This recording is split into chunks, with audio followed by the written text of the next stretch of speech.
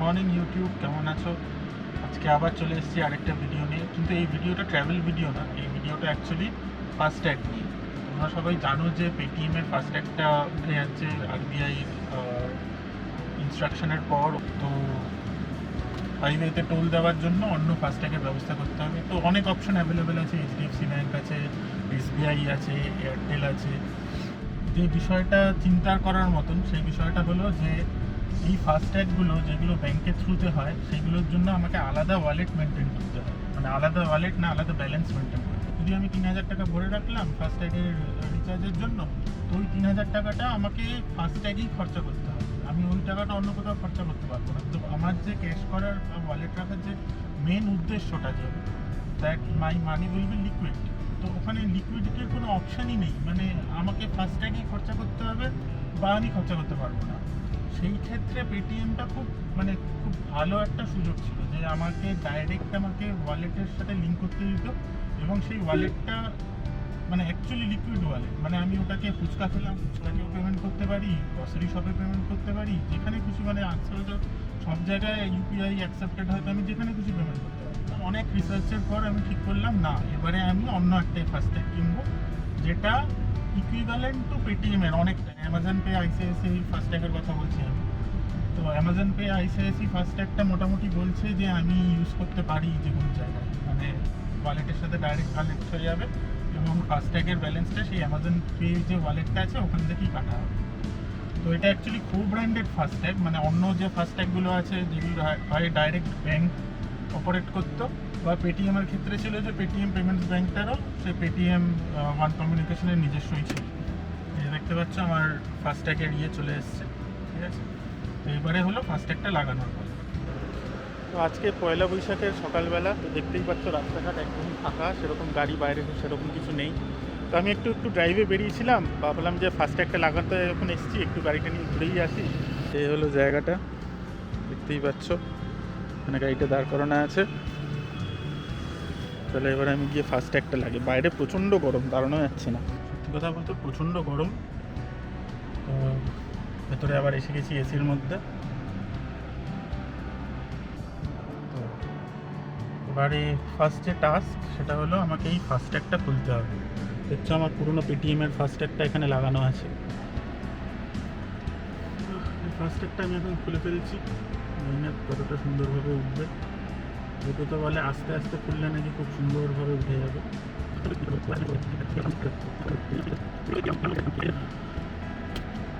না, এই দেখো পেটিএমের ফাস্ট্যাগ আমি খুলে ফেলেছি, ঠিক আছে। তো আঠাটা এখন তুলতে অবস্থা খারাপ হয়ে যাবে। WD-40 বার করবো, বাট ওটা কাছে দিলে তো উঠতে খুব মুশকিল হয়, মানে অ্যাকচুয়ালি গ্লাসে WD-40 দেওয়া উচিত না ভিজিবিলিটির কারণে। তো দেখছো এই যে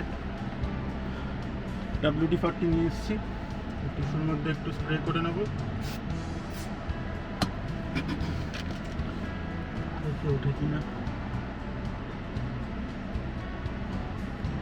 হ্যাঁ, মনে তো হচ্ছে উঠে যাচ্ছে, হ্যাঁ একদম ভালো মতনভাবে উঠে যাচ্ছে। তো তোমরা যারা ফাস্ট্যাগ ওঠানো নিয়ে একটু প্রবলেমে পড়েছো, তাহলে কিন্তু এটাকে একটা ভালো অপশান হিসেবে দেখতে পারো। কিন্তু মাখনের মতন উঠে যাচ্ছে, মনে হচ্ছে যেন কোনো ব্যাপারই না। তো দেখতে পাচ্ছ যে আমি ক্লিয়ার করে নিয়েছি, কলিং দিয়েছি একটু, আর তারপর একটু ড্রাই করে নিলাম, আর মাইক্রোফাইবার ক্লথ দিয়ে ঘষে নিচ্ছি, একটু মুছে নিচ্ছি। তো জিনিসটা এই এরিয়াটা আর বাকি এরিয়াটা একদম সেম, মানে কোনো স্লিপারি ভাব নেই। তো ফাইনাল মুছে এবার আমি নতুন Amazon pay ICICI wallet, Amazon pay ICICI FASTag সেটা লাগিয়ে দিই। আমরা এখানে নতুন ফাস্ট্যাগ লাগিয়ে দিয়েছি, অ্যামাজন পের ফাস্ট্যাগটা আমি এখানে লাগিয়ে দিয়েছি। তো এটা আমার পুরনো ফাস্ট্যাগটা আমি খুলে ফেলেছি, এটাকে ডিস্ট্রয় করে পেটিএমে ক্লোজার লিঙ্কে আমি আপলোড করে দেবো। যে জিনিসটা চেক করতে হয়, এই ওয়াইপারটা চালিয়ে একবার দেখে নিতে হয় যে ওয়াইপারের এরিয়াটা কী আছে, ঠিক আছে, মানে ওটার যে ক্লিনিং এরিয়াটা আছে সেটা একবার চেক করে নিতে হয়। করে তারপর এই যে ফাস্ট্যাগের ভেতরে যে RFID যে কয়েলটা আছে বা RFID যে স্টিকারটা আছে, যে সেই স্টিকারটা যেন এই ওয়াইপারের ক্লিনিং এরিয়ার মধ্যে থাকে।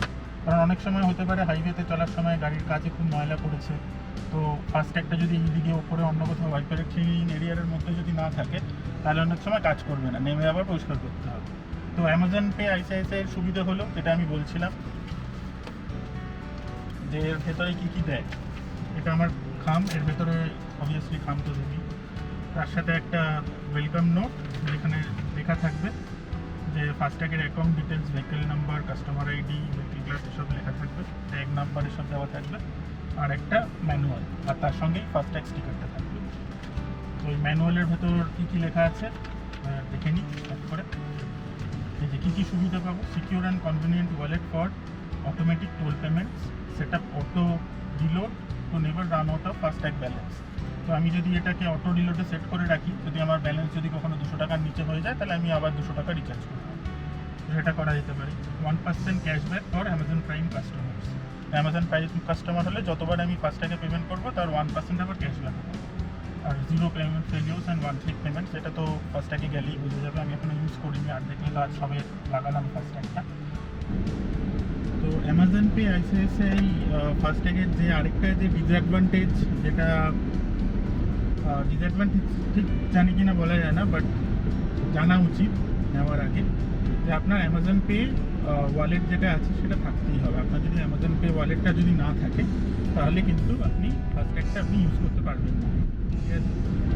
আর ওয়ালেটটা যদি আপনি অ্যাক্টিভেট করতে চান, তাহলে আপনাকে কেওয়াইসিও কমপ্লিট করতে হবে। তো কেওয়াইসি কমপ্লিট করা এর সাথে কোনো ডিফিকাল্ট ব্যাপার না। আমার তো আগে থেকেই অ্যামাজন পে ব্যালেন্স ছিল, আর আমি প্রাইম কাস্টমার ছিলাম অনেক দিন ধরে, তো আমার ক্ষেত্রে সেই ব্যাপারগুলো ছিল না। কিন্তু মানে আপনার যদি অ্যামাজন পে ব্যালেন্স না থাকেন, বা আপনি যদি অ্যামাজন পে ব্যালেন্স সেরকম যদি সচরাচর ইউজ করেন না, তাহলে কিন্তু আপনাকে একটা কেওয়াইসি কমপ্লিট করতে হবে, যেটা ভিডিও কেওয়াইসি, মানে আপনি ঘরে বসেই করে ফেলতে পারবেন। তো আপনাকে ওই আধার কার্ড, প্যান কার্ড এসবের ছবি ভিডিওতে দেখাতে হবে, আর ওনাদের একজন এজেন্ট থাকবে, যে আপনাকে এই পুরো ব্যাপারটা কমপ্লিট করতে হেল্প করবে। তো এই ছাড়া তো আর সেরকম কোনো আমি ডিসঅ্যাডভান্টেজ দেখলাম না। আপনারা অবশ্যই জানাবেন আপনারা এই ফাস্ট্যাগ ইউজ করতে ইচ্ছুক কিনা, ভালো লাগছে কিনা।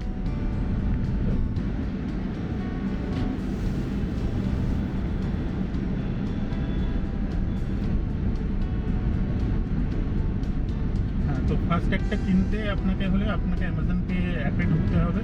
অ্যামাজন পে অ্যাপে ঢুকে আপনি যখনই অ্যামাজন পে নিউ ফাস্ট্যাগ অপশনটা ক্লিক করবেন, আপনার গাড়ির নাম্বার চাইবে। আপনার গাড়ির নাম্বার দেওয়ার পর আমার ক্ষেত্রে সব ডিটেলস অটোমেটিক্যালি চলে এসেছিলো, আমাকে জাস্ট পেমেন্ট পেজে নিয়ে গেছিলো, যেখানে আমাকে 300 টাকা দিতে হয়েছিল, অনলি 300 রুপিস। আমি তো অনেক জায়গায় ভিডিওতে দেখছিলাম যে 500 রুপিস অবধি চাইছি, তো আমাকে অনলি 300 রুপিস দিতে হয়েছে। তার মধ্যে একটা 200 রুপিস সিকিউরিটি ডিপোজিট হয়েছে, যেটার জন্য আলাদা একটা ওয়ালেট হয়েছে, সেটা মেন ব্যালেন্সে দেখায় না। কিন্তু যখন আমি ফাস্ট্যাগ অপশানে ঢুকি, ওখানে দেখায় যে আলাদা একটা সেপারেট ওয়ালেট, যেটার নাম দিয়েছে শুধু ফাস্ট্যাগ সিকিউরিটি ডিপোজিট। তো ওইখানে শুধু আমার 200 রুপিস আছে, যেটা আমি ফাস্ট্যাগ ক্লোজ করলে ওই ব্যালেন্সটা পেয়ে যাবো। কিন্তু আমার মেন যে ফাস্ট্যাগের যে ব্যালেন্সটা কাটবে, সেটা কিন্তু ওই সিকিউরিটি ডিপোজিটের ওয়ালেটটা না, সেটা কিন্তু আমার মেন যে অ্যামাজন পে ওয়ালেট আছে, সেই ওয়ালেটটা থেকেই কাটবে। তো 200 rupees security deposit, 200 rupees security deposit, আর 100 রুপিস হলো ফাস্ট্যাগটার দাম, একটা প্লাস হলে সার্ভিস চার্জ আছে, সব নিয়ে মোটামুটি 300 রুপিসের মতো অল কমপ্লিট। এবার আমি যেরকম ওয়ালেটে যেরকম ব্যালেন্স করবো, সেই হিসেবে আমার পেমেন্ট হবে। আশা করি এই ফাস্ট্যাগের ছোট্ট একটা ভিডিও অবশ্যই আপনাদের ভালো লাগলো। আরও যদি এরকম ভিডিও দেখতে চান, তাহলে অবশ্যই কমেন্ট করে জানাবেন, আর চ্যানেলটা লাইক আর সাবস্ক্রাইব করতে